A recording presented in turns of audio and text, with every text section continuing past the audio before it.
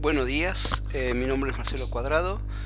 Voy a ofrecerles un tema que puede sonarles un poco aburrido, pero quizás, si me permiten a mí entrar en sus cabezas por este momento, eh, este tema le puede ayudar en su desarrollo profesional eh, y quizás enriquecerse un poco más, pero tal vez le rompa un poco la cabeza, sobre todo a quienes recién están comenzando a introducirse en el mundo OO.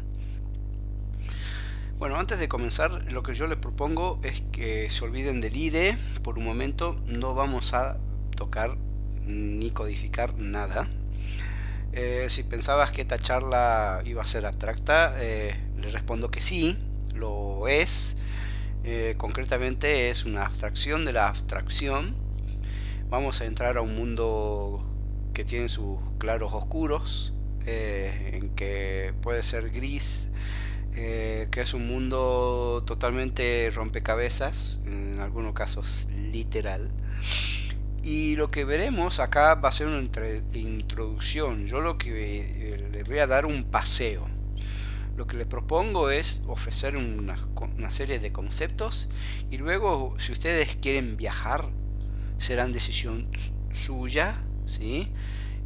Si eres desarrollador y aún no escuchaste los patrones, o lo usas quizás sin darte cuenta, sin saber de qué estamos hablando, bueno, con más razón te invito a que entres ahora, porque esto te va a aportar una riqueza profesional y en tu formación sin igual.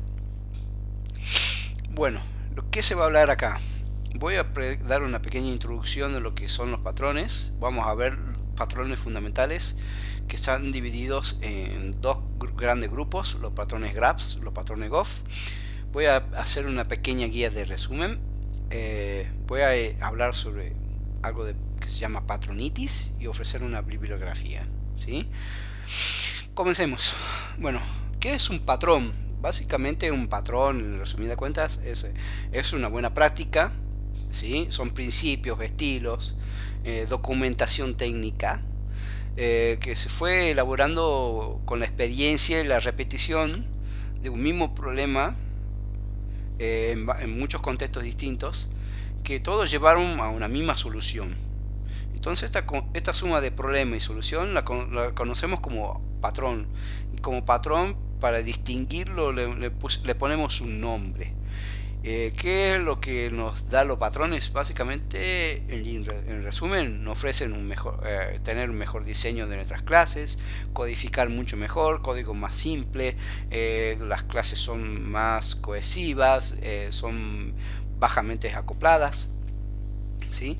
Se estandarizan los conceptos. Vamos a ir aprendiendo que los conceptos que vamos asimilando son estándar. Sabemos que si decimos fachada a un comunicador, a otro programador, y si ese programador sabe lo que es un patrón, entiende lo que es una fachada, a pesar de que yo esté hablando de una fachada en un sistema de facturación y él está hablando de una fachada en un sistema de aviación. Es una fachada, es un concepto fuerte, es un concepto que se identifica y que, a pesar de que solucionan los mismos, son sistemas distintos. Todos hablamos un mismo idioma universal. Eso es lo que propone los patrones, es que sepamos comunicarnos de forma estandarizada. Bueno, la documentación de un patrón contiene varios puntos, entre ellos la solución, obviamente, a qué tipo de problema ataca. Tiene una sección de discusión, debate o de descripción tanto del escenario, posible forma de encontrar la vuelta, algunas sugerencias, las contraindicaciones, porque no todos los patrones no son la gran panacea, tienen sus contracaras. Qué beneficios se obtienen, qué patrones están relacionados con el concepto, y algunos ponen ejemplos. En la mucha bibliografía que yo estuve siguiendo tiene ejemplos basados en Java, algunos en C Sharp, otros en C++. Ya verán que en la bibliografía yo ofrezco un sitio, un link, que tiene algunos ejemplos en Delphi, no todos, pero algunos sí. Y bueno, lamentablemente debo darle la mala noticia de que hay cientos de patrones y la lista va a seguir creciendo. Pero no se asusten, a pesar de que hay más de 100, y si no me equivoco creo que ya superamos la barrera de los 200, solo unas decenas son los más habituales. Para hacerle una idea, serán unos 30, y de los 30 en ocasiones nos podemos quedar con unos 17 a 20, 23. Es una buena, es una buena idea, un buen número, ¿no? Ahí ya no asusta tanto. Bueno, los patrones los podemos clasificar en tres grupos, ¿sí? Los patrones creacionales, que responden a la pregunta de cómo, cuándo y quién crea objetos. Los patrones estructurales, que básicamente los patrones sugieren cómo se tienen que organizar o estructurar los patrones, cómo se tienen que unir, cómo se tienen que relacionar las clases para formar estructuras más grandes y que ambas respondan a nuevas funcionalidades, que sepan ampliarse, que en conjunto lleven una sinergia. Y después están los patrones de comportamiento, que establecen cómo se van a comunicar y cómo se tienen que interactuar. Y después hay una nueva clasificación que está surgiendo ahora, no recuerdo el nombre, para mí no la consideré mencionarla porque no es un tema que vamos a tocar, pero seguramente en el día de mañana ya se está empezando a encontrar una nueva clasificación, y más van a surgir en la medida que vayan apareciendo. Así que esta clasificación está abierta. Lamentablemente no es algo que ya demos por cerrado, porque esto va algo dinámico, hay que ir aprendiendo sobre la marcha, hay que aprender a asimilar que esto es algo vivo. Hoy decimos A y capaz que mañana digamos B. Hay patrones que quedan, otros que van evolucionando, ¿sí? Así que hay que ir aprendiendo a entender que este tema da para mucho más, ¿sí? Lamentablemente por una cuestión de tiempos no me puedo explayar a extenderme demasiado. Mi idea es ofrecer una vista muy rápida de todo, o lo más fundamental, ¿sí? Y acá encontramos dos grandes grupos. Como he dicho antes, ya es los patrones graphs, que responden a cómo asignar responsabilidades a un nivel general, y después la combinación de estos patrones dieron origen a los patrones Goff o Gun of Four. Esto en honor a sus cuatro autores que han propuesto unos 23. La suma de estos dos, si no me equivoco, da 32. De los más fundamentales obviamente los patrones graphs, y de los patrones Goff ahí yo destaqué con unos unos pocos, son unos 9 o 10, que yo considero los más primordiales o lo más básico, con lo cual empezar a estudiar. En el sentido más general, la aplicación de los patrones la podremos ver como una estructura, como unos cimientos, como unos pilares que dan sostén a nuestro proyecto. Los patrones graphs están en la base de todo, ofrecen los cimientos más elementales, y después ahí arriba nomás podemos encontrar los patrones Goff. Por encima de los patrones Goff, ya como un nivel de pilar, para dar forma a nuestra casita, a nuestro proyecto, tenemos otros patrones adicionales. Esto es la visión más general. En la práctica la situación es un poquito más diferente, más light, afortunadamente. La mayoría de los casos nos vamos a encontrar que tenemos una base dada por graphs, y las paredes, los pilares están formados por patrones Goff, y nuestros proyectos tienden a ser más light. Esa es la idea. Habrá situaciones en las que amerite poner otros patrones que no están en los Goff ni los graphs, pero la mayoría de los casos vamos a quedarnos con estos 32 patrones. Bueno, comencemos. Todo se basa y se va a resumir a encontrar responsabilidades. Eso es lo que propone graphs. aprender a identificar elementos y quién debe asumir el rol. ¿Sí? El primer patrón se conoce como experto en información, es nuestro patrón 0, es la piedra angular. ¿Qué problema ataca? ¿Quién debería asumir la responsabilidad de hacer X cosa? Es lo más general que se puede, ¿sí?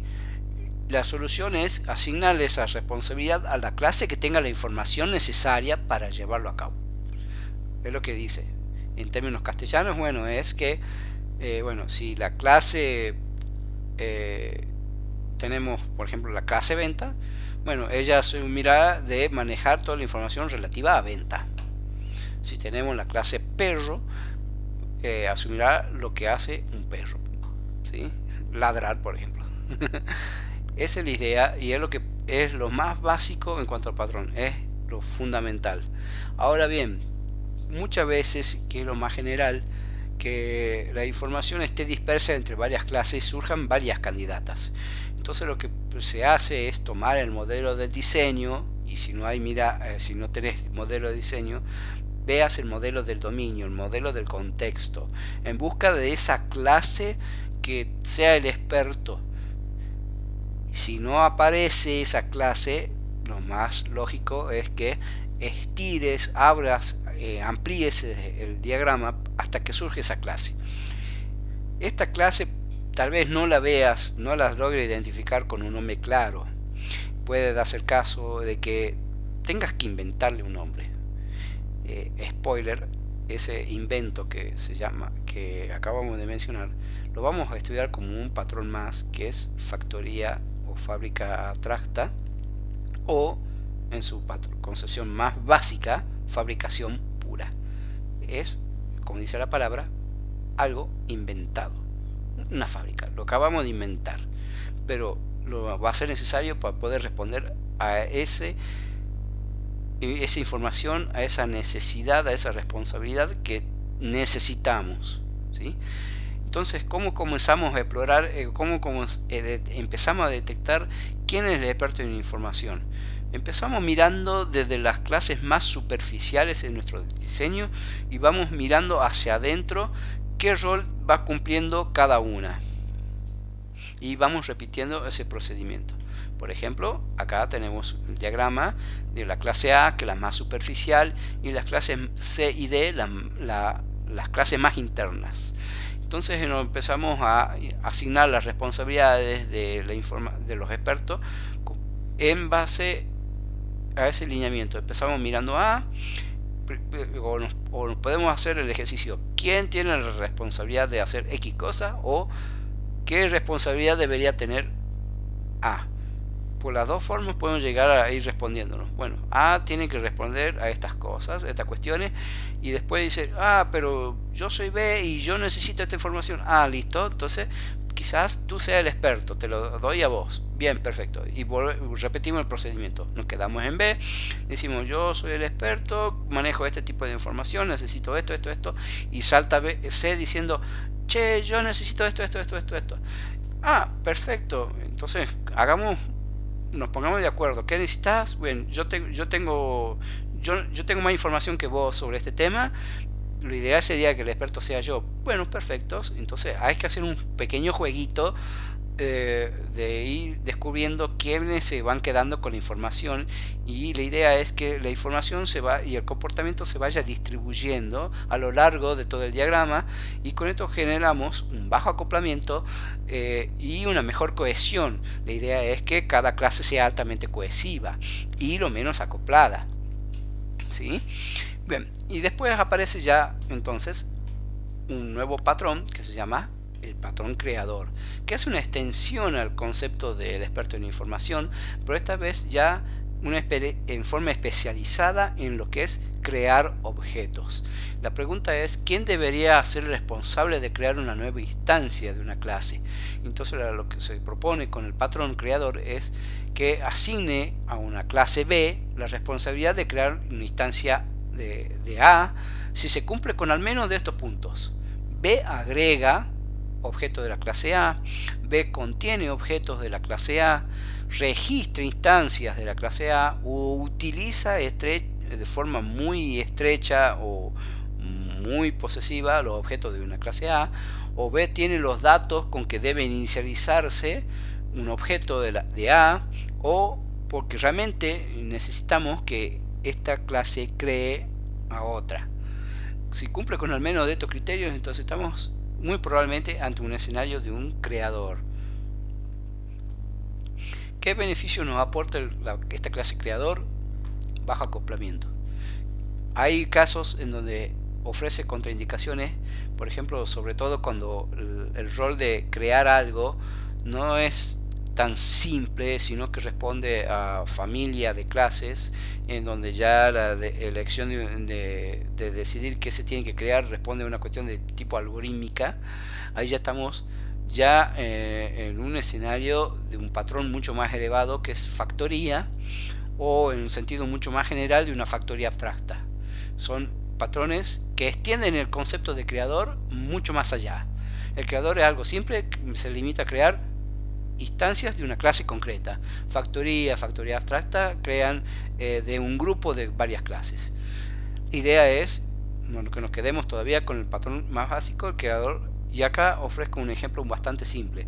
Tenemos una instancia de una clase C que manda un método a la clase B llamado foo, y B tiene la necesidad de crear una clase A. ¿Por qué? Porque dicta que B tiene agrupa, porque contiene, y ese jueguito de palabras que agrupa, contiene, es dueña, o que necesita esas asociaciones de los roles entre dos clases, si responde a algunos de esos lineamientos, nos ayuda a determinar que es un creador, o porque algunas veces tenga que asociarse y no solamente sea un creador, pero se conoce bajo el patrón creador, aunque no lo cree realmente. Pero la idea es que detectemos quién es la clase creador, quién es la clase que contiene, quién es la clase que le agrega. Entonces se lo llama un patrón en forma genérica como creador, porque la mayoría de los casos, la enorme mayoría, es que si contiene o agrega es porque termina creándolo, aunque hay sus ligeras excepciones en donde, si bien no lo crea, sí termina conteniéndolo, aunque a nivel general el patrón se llame creador. No se asusten por eso, a medida que vayan practicándolo a la cosa se va a ir determinando cómo se van asignando, y tal vez no sean casos de creador, ya pueden hacer casos de otros tipos de patrones más elevados que lamentablemente por una cuestión de tiempo no podemos llegar a dar.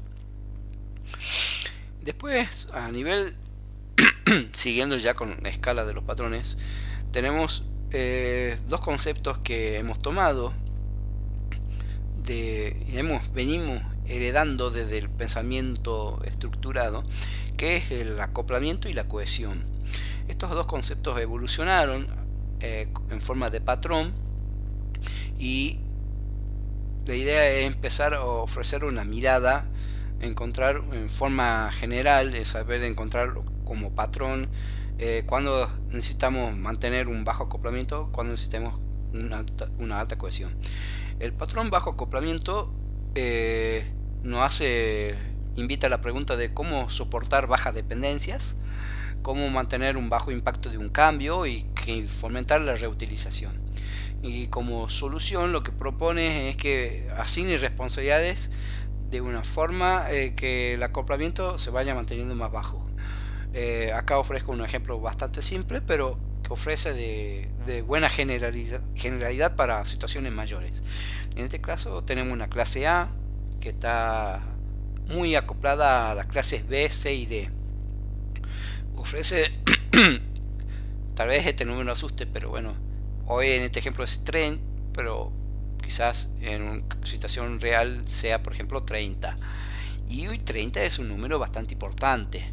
Entonces la idea con el bajo acoplamiento es preguntarnos, quizás sea mejor que esta clase A no esté relacionada con los 30, sino que podamos bajar a 20. Entonces acá en el contraejemplo lo que propone es que la clase A esté relacionada solo a B y a D, y en su defecto hacer que C responda a un acoplamiento con B.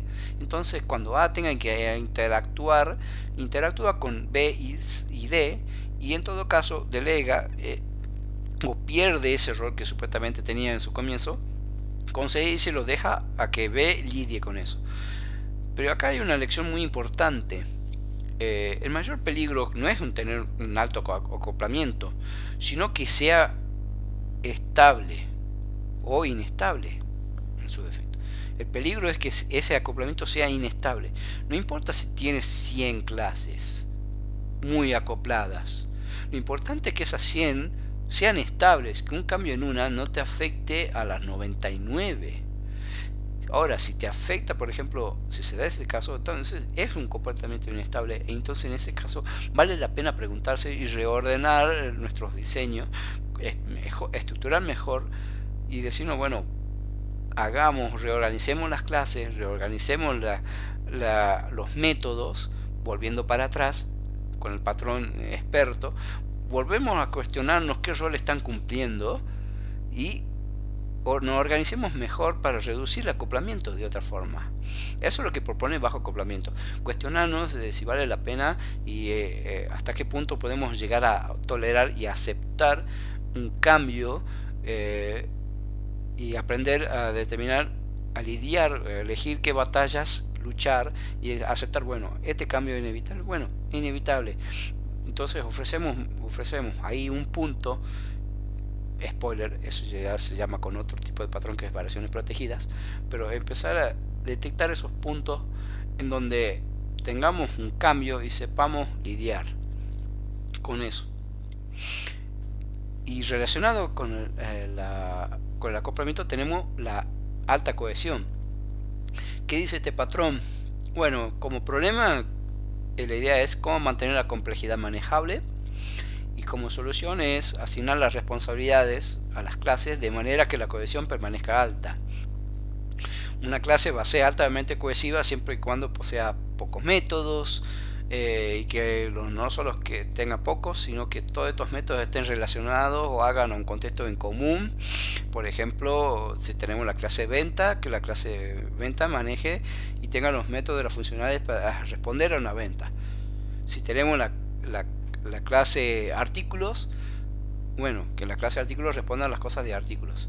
Ahora, si la clase venta termina creando un artículo, entonces ahí ya tenemos un caso en donde está perdiendo cierta cohesión.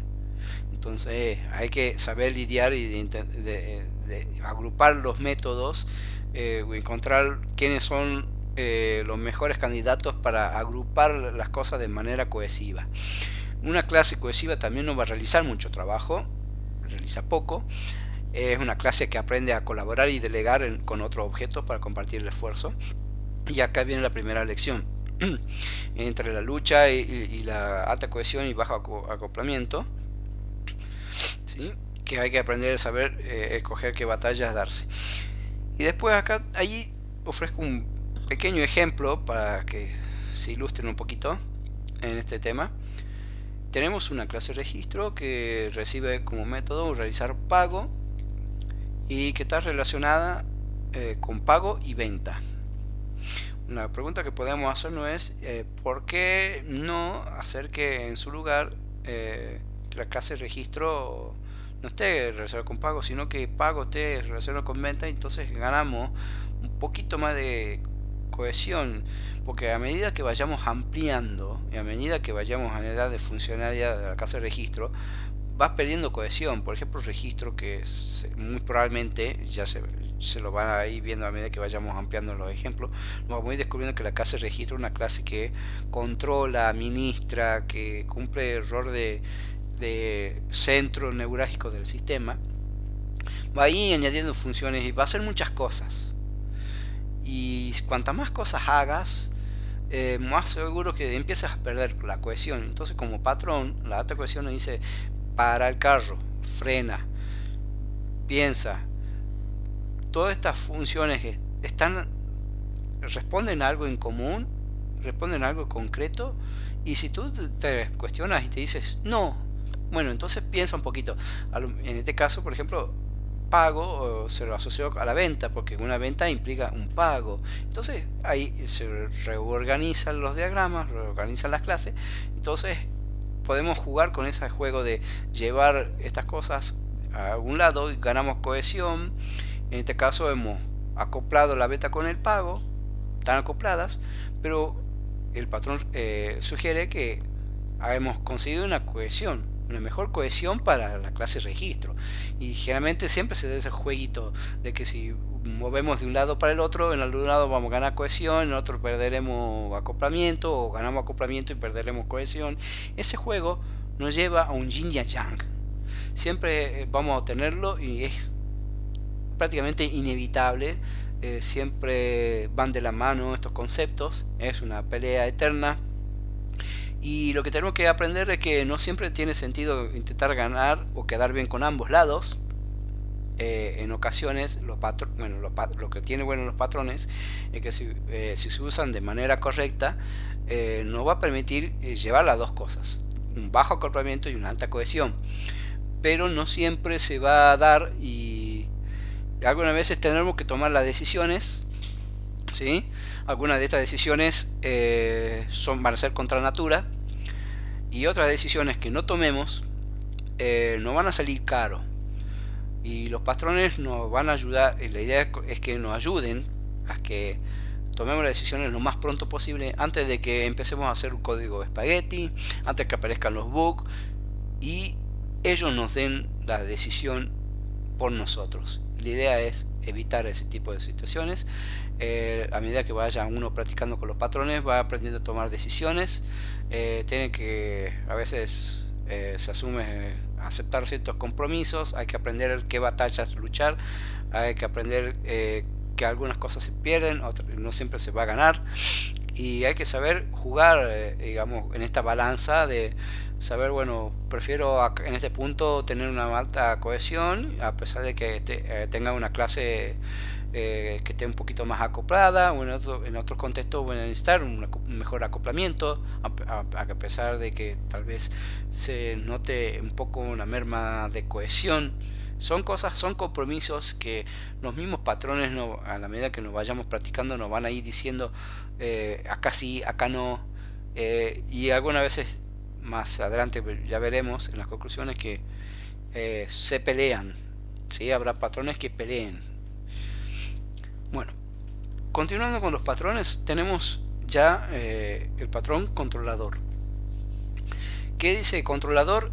Bueno, ¿quién tiene que ser responsable de gestionar los eventos de entrada a un sistema? Entonces la idea es que asigne esta responsabilidad de manejar o recibir los mensajes a una clase que represente una de estas dos opciones. Representa el sistema de forma global o como dispositivo subsistema, que se conoce más como controlador de fachada, o bien representa un escenario de caso de uso en el que tiene lugar el evento, que es un controlador de caso de uso. Este patrón, lo que hay que tener en cuenta fundamentalmente es que no pertenece a la interfaz de usuario. Es un error muy común entenderlo así, y hay que señalarlo. Y generalmente el patrón controlador viene de la mano como una fachada, como un intermediario entre la capa de dominio y la capa de interfaz, ¿sí? Este patrón lo que sugiere es separar las cosas, separar las aguas, ofrecer una alta cohesión y un bajo acoplamiento, pero separar las cosas, lo que es la interfaz, lo que es el dominio, y recibe los mensajes del sistema y lo traduce a algo que todo lo que esconde por debajo sepa manejarlo y delegarlo, y hacia afuera ofrece una interfaz que es como si fuera algo como que hace todo, ¿sí? A nivel de la clase, en este ejemplo tenemos la clase registro, que cumple el rol de controlador, y en este caso tenemos una persona que está mandando la orden de introducir un artículo, entonces se le envía a la clase registro. La clase registro delega al objeto venta, bueno, créame una línea de venta, y ahí va disparando, llevándose las comunicaciones, todos los eventos del sistema hacia distintas clases dependiendo de las necesidades. En este caso es un ejemplo simple, tenemos la clase registro, puede ser un ejemplo de controlador de caso de uso o un controlador de fachada, ya veremos.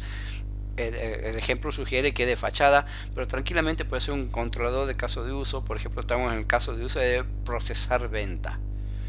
En ese caso de uso, todo lo que es venta se llamaría registro de ventas. Generalmente se utiliza esos nombres, o controlador de venta. Entonces este controlador va a asumir todos los roles, todos los eventos asociados a lo que es venta. En el día de que mañana, por ejemplo, sea una BM de artículos, por dar un ejemplo, entonces tendremos un controlador de artículos y sería ya, responde a otro tipo de escenario, a otros casos de uso, y a veces deberemos tener un único punto de acceso, que es el controlador de fachada, y otras situaciones en las que deberemos separarlo en varios controladores. Lo importante del patrón del controlador es que sepas identificar esa clase o varias clases que acepten los puntos de entrada del sistema. Reunir todos los eventos en uno o varias clases y que no interactúen de forma directa con las clases de dominio. Es ofrecer una capa intermedia que sepa lidiar y no se acoplen los objetos interfaz, algo muy típico, sobre todo muy fácil de cometer este tipo de situaciones cuando recién estamos entrando en el mundo de Delphi. Admito que es una gran ventaja el sistema RAD. Muchos en los foros me van a cuestionar este tipo de cosas, pero yo soy más del mundo purista. Sabrán que yo no uso mucho objetos DataWare. Yo me manejo con mucho purismo, me abstraigo, tengo mi clase persistente, todas esas cosas, y es como que no aprovecho el poder de Delphi. Y sí lo aprovecho, pero quizás yo lo veo de otra forma. No digo que dejen de usar los componentes DataWare, que no lo manejen casi tradicionalmente, pero para un sistema muy grande, cuando aprendemos como que tenemos muchas cosas por hacer, lo mejor es quizás empezar a pensar con otra perspectiva cómo usamos Delphi, y no ser tan rápido, y empezar a usar un poquito más el poder que nos ofrece la OO, y que Delphi tiene de forma tan exquisita su diseño de clases, que nos permite heredar y expandir las clases a gusto, y abrirnos a este mundo de separar mejor las interfaces, que no mezclar ese código que es más de lógica, más de dominio, y que no esté tan atado. Yo les invito a que piensen con este patrón, con el patrón controlador. Es un patrón muy lindo, muy bello. Le vas a ordenar mucho las cabezas. En ocasiones es el controlador, ustedes lo pueden llegar a encontrar en cierto modo, el ejemplo lo podemos ver como data módulo, que no entonces con ese módulo centra las cosas de acceso a base de datos. Entonces como que la interfaz en cierta forma lidia mejor con el módulo, y el módulo actúa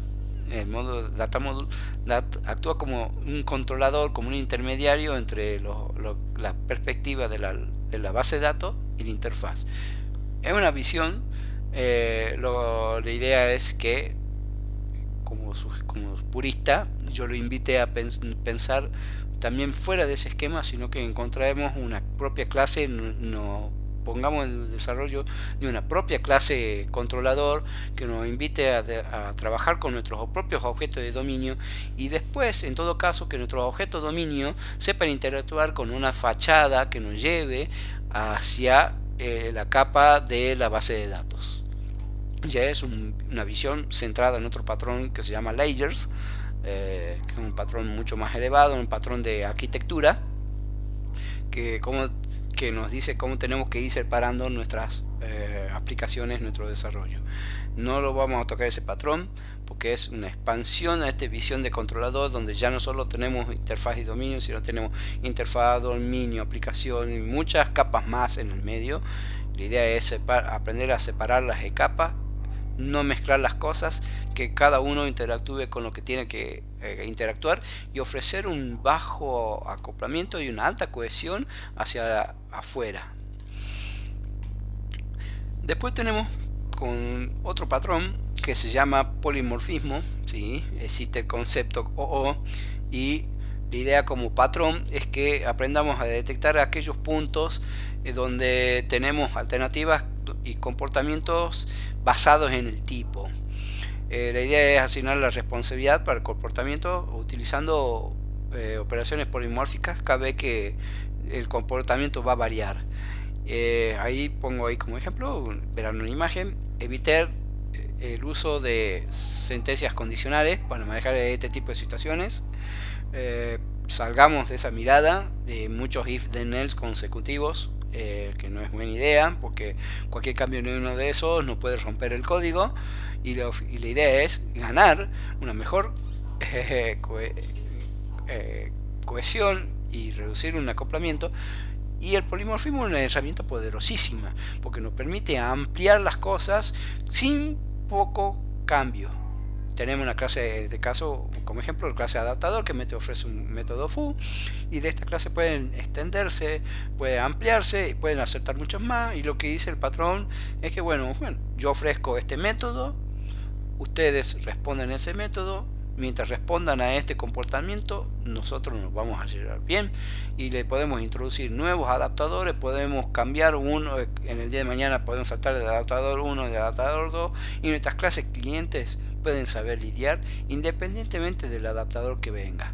Eso es lo que aprendemos como concepto con el polimorfismo y lo llevamos como algo patrón, saber identificar que si tenemos un punto que puede llegar a variar, que se pueden conectar muchas cosas, que el día de mañana podemos introducir algo nuevo, entonces hagamos un stop, pensemos, bueno, perfecto, entonces en ese punto tenemos que introducir una clase con algún método que nos permita ganar el polimorfismo, y ahí ganamos una muy buena lógica, se mantienen los acoplamientos de la cohesión en niveles adecuados. Y siguiendo con ampliando la mirada de los que son los patrones, ya empezamos a ver algo más, cosas donde aparece lo sobrenatural, la magia, y entramos a un concepto que se llama fabricación pura.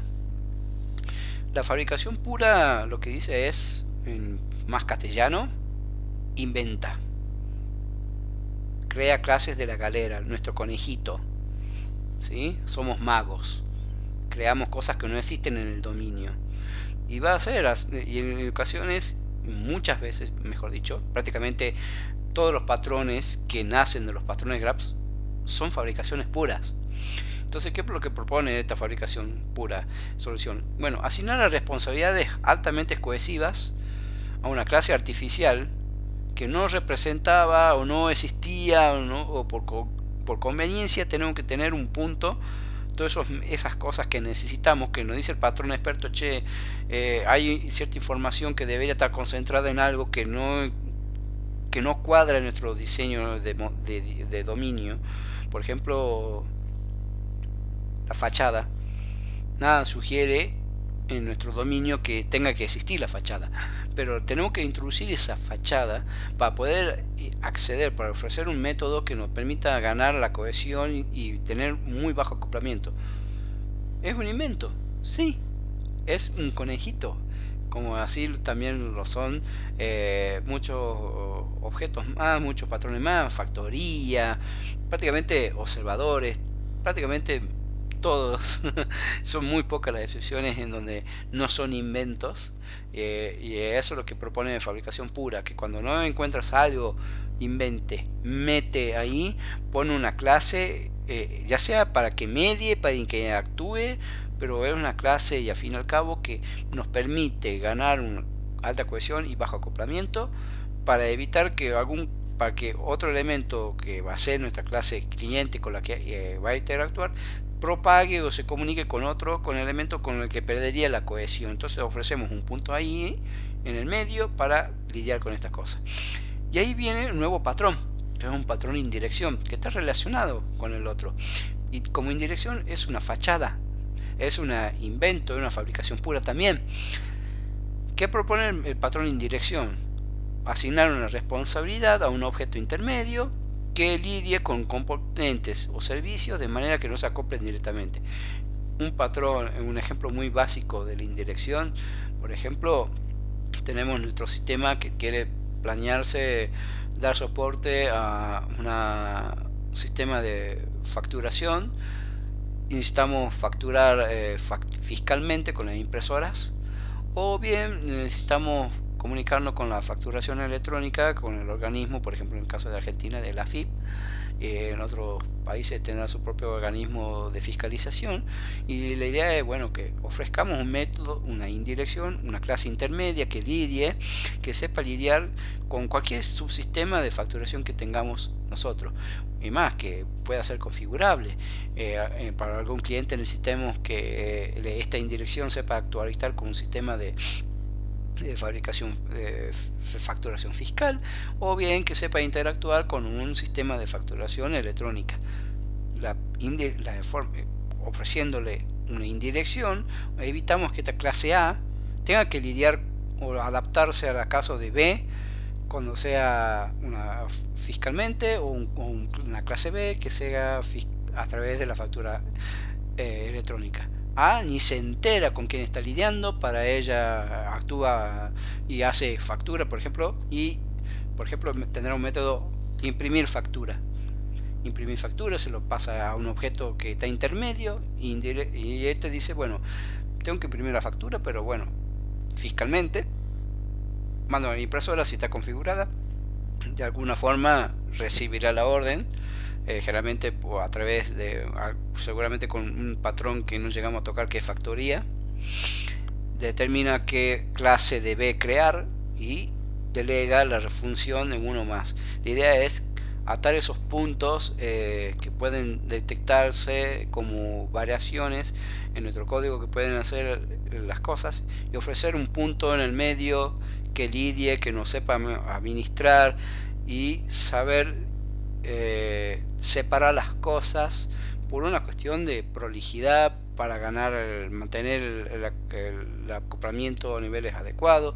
Y vamos a ir aprendiendo que muchos patrones, además de ser fabricaciones puras, son especializaciones de un patrón de indirección. Por ejemplo, el adaptador, fachada, observador, mediador, por algunos ejemplos que podemos mencionar. Y después, ya como una escala evolutiva en los conceptos, vamos a ir encontrando lo que son las variaciones protegidas. ¿Qué problema tiene? Bueno, como diseñar objetos, sistemas o subsistemas, de manera que las variaciones o esos puntos, elementos donde se pueden llegar a sufrir cambio o que son inestables en estos elementos, no tengan un impacto no deseable.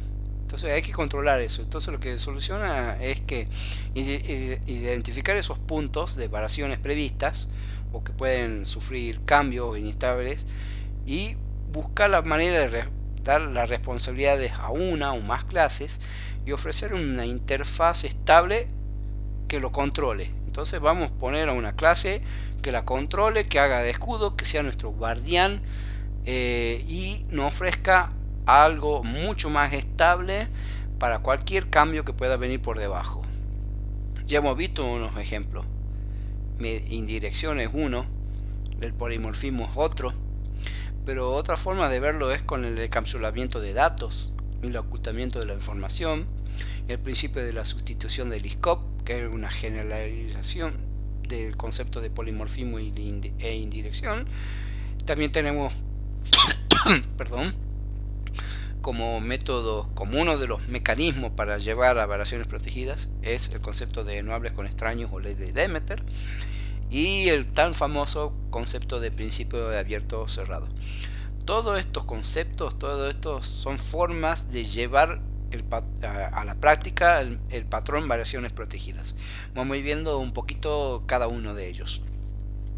Como encapsulamiento de datos, está relacionado en parte con el principio abierto cerrado, y la idea que es que proponga encapsular o agrupar los atributos, métodos, etcétera, que se desean conservar o proteger de los cambios externos. El ejemplo más básico, lo más fundamental es: tenemos una clase, tenemos ya sabemos que Delphi ofrece muchos niveles de accesibilidad, y el más básico de todo ese es ponerlo en la sección privada. ¿Qué ganamos con esto?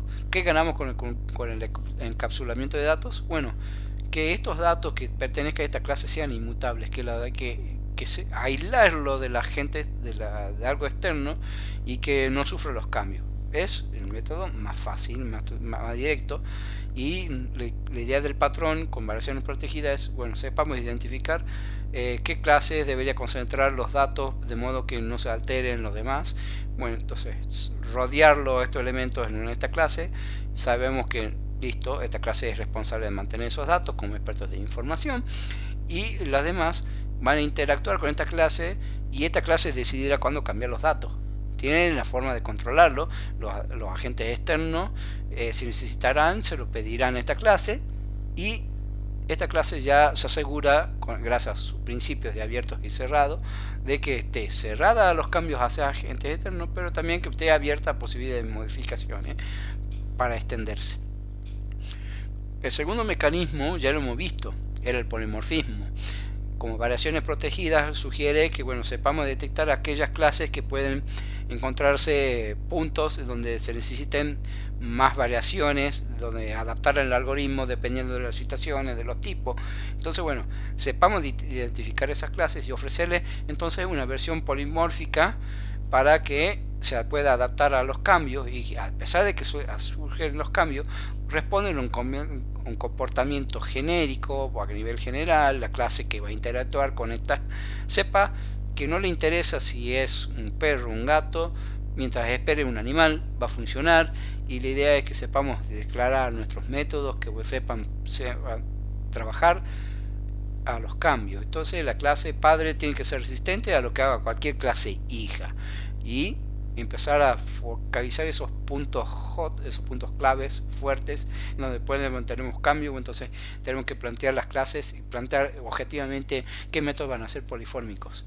Son lecciones que se aprenden a medida con la práctica, pero es otro de los mecanismos de encontrar esos cambios que nos pueden llevar a sufrir muchos dolores de cabeza. El otro punto de cómo detectar esos puntos de cambio y cómo controlar, cómo aislarlos, es con indirección. Como he dicho en el ejemplo anterior, bueno, si tenemos un sistema de facturación fiscal o un sistema de facturación electrónico, tenemos que ofrecer como algo que lidie con cualquiera de estos entornos, con estos subsistemas, y el patrón clase es indirección, o algo intermedio que lidie con esta elección, y en la clase A, que cuando necesite sepa manejarse, sepa trabajar sin verse afectado por cualquier cambio en el medio. Este es el patrón más básico de cómo ofrecer, sobre todo a nivel de subsistema. Es lo más fácil. Declaramos una clase ahí en el medio. Esta clase ofrece una interfaz adecuada para tanto las distintas naturalezas que se puedan preverse de una clase B, que seguramente B sea una subclase de otra. Puede darse los casos, el diseño no lo va a ir dando, pero la indirección propone justamente como otro control de variaciones protegidas. Bueno, tenemos A aislado de cualquier cambio que pueda venir de B. Y después tenemos un principio de sustitución del ISCOP, que en esencia lo que propone es juntar tanto el concepto de polimorfismo como indirección en uno solo.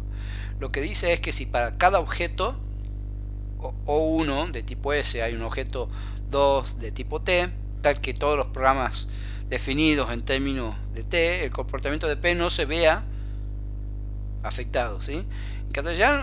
En castellano, en palabras simples, es que si tenemos una clase abstracta, el software debería poder trabajar y aceptar cualquier implementación concreta de una subclase de esta. Entonces, como en el caso anterior, si cambiamos la facturación fiscal por una electrónica, nuestro sistema tiene que estar preparado para eso. Entonces, el principio de sustitución del ISCOP dice, bueno, detectaste estos cambios a nivel de su sistema, bueno, entonces piénsalo como una especialización o una subclase de algo. Entonces ya tenemos nos imaginamos a una clase genérica que podemos extender, que nos podemos abstraer, que tenemos que ofrecer ahí una indirección, ¿sí? Son la suma de indirección y polimorfismo juntas, trabajando a la par. Después tenemos la ley de Demeter, que básicamente es comunícate con tus vecinos inmediatos, no te vayas lejos, porque cuantos más lejos vayas, más probable es que sufras por los cambios. ¿Qué significa hablar con extraños? Mejor dicho, no hablar con los extraños. Es establecer un método que solo debería enviar mensajes a sí mismo, a un parámetro del método, a un atributo de sí mismo, un elemento de una colección que es atributo de sí mismo, o un objeto creado en el método. O sea, centrarse si una clase A tiene que interactuar con la clase B, que esa B sea muy vecina. Si A tiene que llegar hasta una clase C, que esa clase C es una hija de una clase B, ahí es para sembrar la alerta. Y acá ofrezco un ejemplo un poquito que espero que se entienda.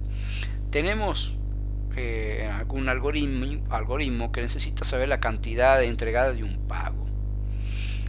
Tal vez estamos en una clase registro, en ese registro que tiene que informar hacia afuera esa cantidad entregada. Tenemos dos opciones: si hacer que el registro llegue hasta el pago, y dos caminos, uno mal y uno que es un poquito mejor. Que el pago, que la clase registro llegue hasta pago a través de la venta. Entonces le manda, lo que dice es, bueno, al objeto venta dice dame el pago, y al objeto pago get cantidad de entregada. O bien hacer que venta ofrezca un punto, un método que nos devuelva la información entregada del pago. Y esto es lo que sugiere la ley de Demeter. No te vayas hacia las ramas, quédate con tu vecino. Bueno, sos un registro, necesitas acceder a la clase pago. Bueno, ya hemos dicho que, no sé si recuerdan el ejemplo cuando estábamos recién viendo los conceptos de la alta cohesión, que hemos decidido, bueno, desacropar el registro con el pago y mejor asociarse a la cuenta. Bueno, con más razón, si vos ya tenés esa ganancia con la alta cohesión, ofrece un punto de acceso que sea mejor susceptible del cambio en la clase venta. Haz que el registro actúe venta y que venta interactúe con su pago. Lo mejor es que venta ofrezca un método como get cantidad entregada en pago que devuelva los objetos de pago o la información que le devuelve el pago. Entonces ya este método encapsula, aísla de mejor manera, y si hay un cambio en pago, lo más seguro que solamente afecte a la venta y no que este cambio se termine propagando hacia el nivel registro. Básicamente eso es lo que propone la ley de Demeter en cuanto a los métodos, en cuanto a las funciones, cómo se van los mensajes. Es, bueno, trabaja con tu vecino inmediato, no te vayas a las ramas, mejor que aparezca un método en la otra clase que querés interactuar, que ella interactúe con la otra, y si tiene que ir hilando más fino, bueno, algunas veces tendremos que violar la ley de Demeter por una cuestión de eficiencia.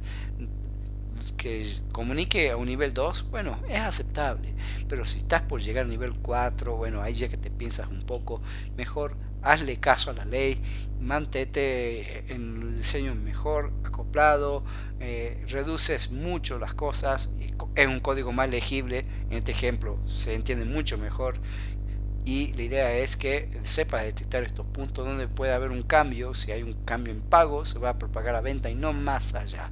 Eso es lo que sugiere la ley de Demeter con las variaciones protegidas. Y después tenemos el famoso principio abierto o cerrado. Ya algo hemos dicho, que la idea es, como variación protegida, saber identificar qué cosas mantener cerradas y qué cosas ofrecer abiertas. El principio abierto cerrado nos dice que, bueno, tenemos que mantenernos lo más cerrado posible a cualquier cambio externo. La clase encapsula esto, perfecto, ofrece ese mecanismo seguro, pero también tiene que saber aprender a abrirse a los cambios internos que puedan ser necesarios, de modo que pueda extenderse, se pueda sobreescribir y que siga conservando el principio de abierto-cerrado. Cada subclase es en sí misma algo cerrado, pero que está abierto a su cambio y que sigue respondiendo a las necesidades de su padre. Ese principio es uno de los principios más fundamentales, que es una de las primeras cosas que atendemos, y la idea es que sepamos verlo ya no como un concepto sino que llevarlo a un saber que forma parte de uno de los tantos métodos y formas de cómo conseguir las variaciones protegidas y saber identificar aquellos puntos clave donde puede haber un cambio. Y bueno, si es un cambio interno, bien, sepamos controlarlo, separ identificar a qué clase pertenece y que esa clase lo sepa administrar y evitar que cualquier cambio que pueda afectar pase por el control de esa clase y no esté disperso en cualquier otro lado. Entonces vamos resumiendo algunos conceptos e ideas que estuvimos exponiendo. Los patrones son guías, son recomendaciones, buenas prácticas aprendidas en base a experiencia de otros, no son una ley. ¿Sí?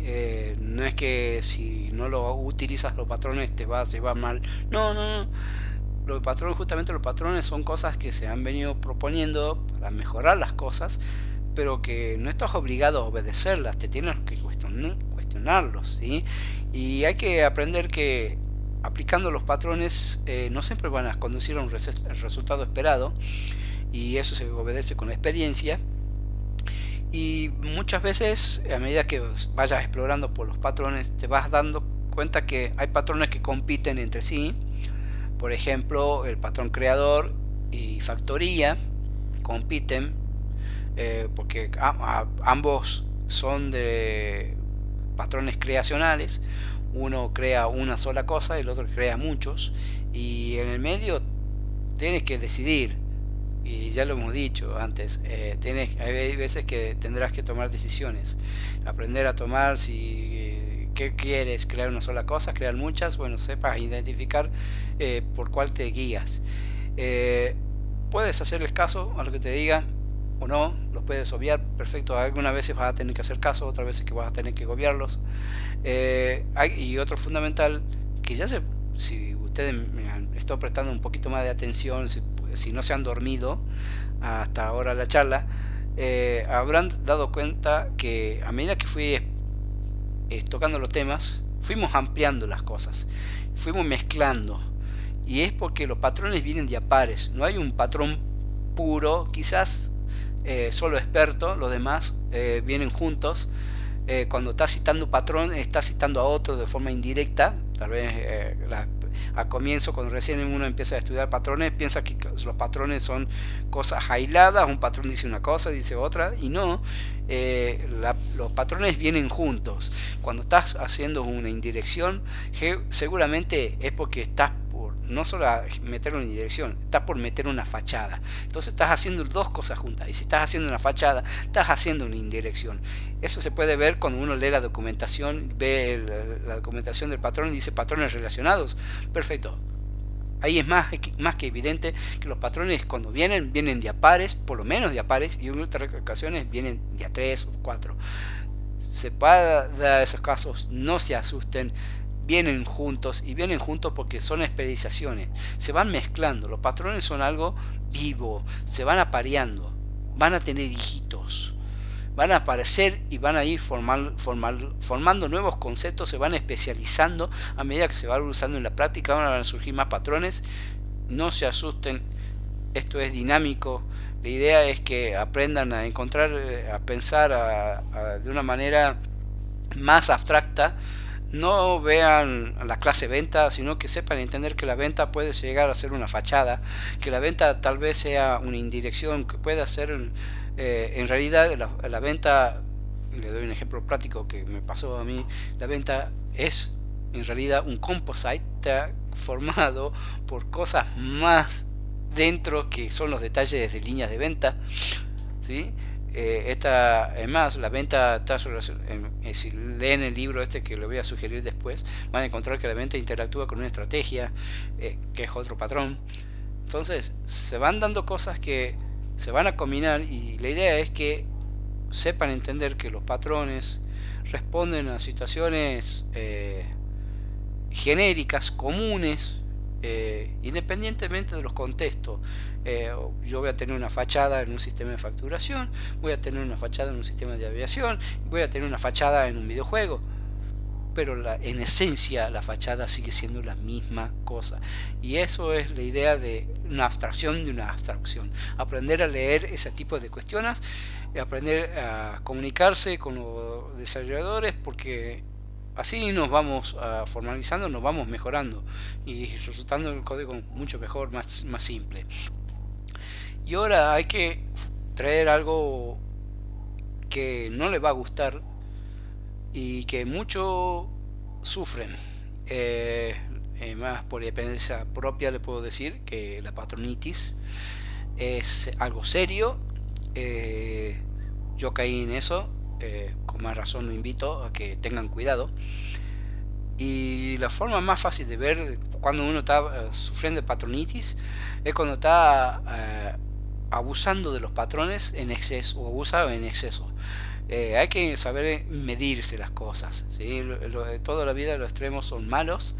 Si bien los patrones nos dicen qué hay que hacer, qué nos sugieren como buena práctica, hay que encontrar los puntos. Bueno, hasta acá sos bueno vos, pero por una cuestión de diseño, por una cuestión de rendimiento, no te tengo que hacer caso, te tengo que obviar. No siempre hay que seguir todos los patrones a rajatabla. Muchas veces algunos patrones los podemos llegar a obviar.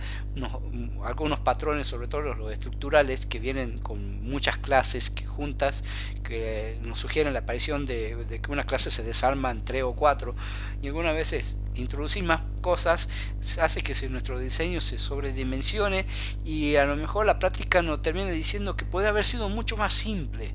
Entonces hay que ir aprendiendo a aplicar el principio KISS, aprender a identificar las cosas de maneras más simples, saber encontrar esos puntos que nos pueden romper los diseños. Bueno, utilicemos variaciones protegidas para proteger los puntos que más nos interesa, y algunas cosas, si se rompe, bueno, si se tenga que romper, que se forma de rompa elegante, pero que no nos afecte tanto a todos los demás, que no se caiga todas las piezas, que preferible que se caiga una pared antes que toda la casa, ¿sí? Lo importante es encontrar un punto en que nos vamos sintiendo cómodos con nuestro propio diseño, y que aprendamos a justificar cada punto de decisión tomado. Eso es lo más importante con esto, que cuando aprendamos que si tomamos una decisión, tengamos una manera de justificar por qué tomamos esa decisión. Si tomamos decisiones a la apresurada, sin estar seguros, sin haber puesto otras cosas en la lupa, sin mirar con más detalle, si lo hacemos así nomás, no nos vamos a sentir seguros, y nuestro diseño no va a ser seguro. Y si nuestro diseño no es seguro, en el día de mañana va a venir algo que nos va a romper. Entonces lo que tenemos que aprender con los patrones es a jugar con ellos, pero también a justificarnos de por qué usamos ese patrón puntualmente en un cierto punto, y aprender a justificarnos. Y que en el día de mañana, si tenemos que hacer ese cambio, bueno, poder encontrar por qué hicimos ese cambio y por qué ahora lo tenemos que cambiar. Las dos cosas son necesarias. Primero, aprender a ofrecer un diseño estable, un diseño, pero que si en el día de mañana lo tenemos que cambiar, aprender a cambiar, pero también justificándonos siempre, encontrando por qué hacemos las cosas como hacemos, y no estar cambiando así porque sí y sin una justificación. Eso de es así porque sí no es bueno. Hay que aprender a encontrar un sentido lógico, hay que saber encontrar el análisis, y eso se hace con la práctica, ¿sí? Y ahora, para finalizar, debo decirlo que una frase que a mí me gusta decirlo: en teoría no hay diferencia de teoría y práctica, pero en la práctica la hay. Es así, Estamos en un mundo grises, los rompecabezas se vuelven a armar y desarmar constantemente.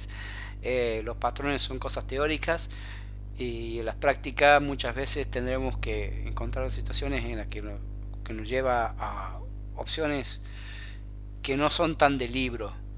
¿Sí? Hay que saber cuestionarnos, hay que saber usar las cosas y bueno, eso es la idea, es romperle las cabezas, pero invitarlos a pensar de una forma que tal vez no muchos se las cuestionan.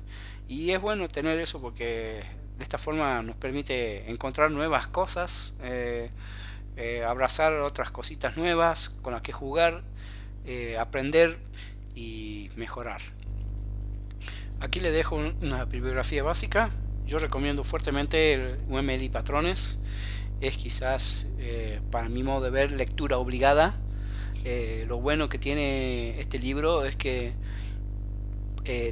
explica con un sistema puntual específico, trata todo el temario, es de lectura fácil, al tratar todo sobre el mismo sistema, es fácil encontrar la unión de los temas, cómo se va ampliando, cómo va desplazando cada uno. Después Source Making, tiene algunos patrones, algunos ejemplos en Delphi. Después está Refactoring Guru, todo en inglés, y Geodesing son otras fuentes. Consultar algunos patrones, no todos, sepan entender que la mayoría expone los patrones GAFS y OFF. Algunos se animan a tratar otros patrones más elevados.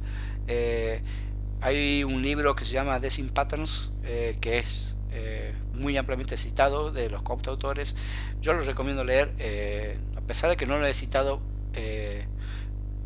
Es un libro que debería ser lectura obligada. Yo admito que no lo he leído, pero sería mejor leerlo. No me animé a poner la bibliografía sin haberlo leído, pero recomiendo ir mucho más allá de esto, ir a las fuentes de las fuentes.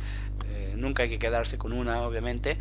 Y bueno, la idea es que vayan aprendiendo, y muchas gracias, y code beautiful, not fast.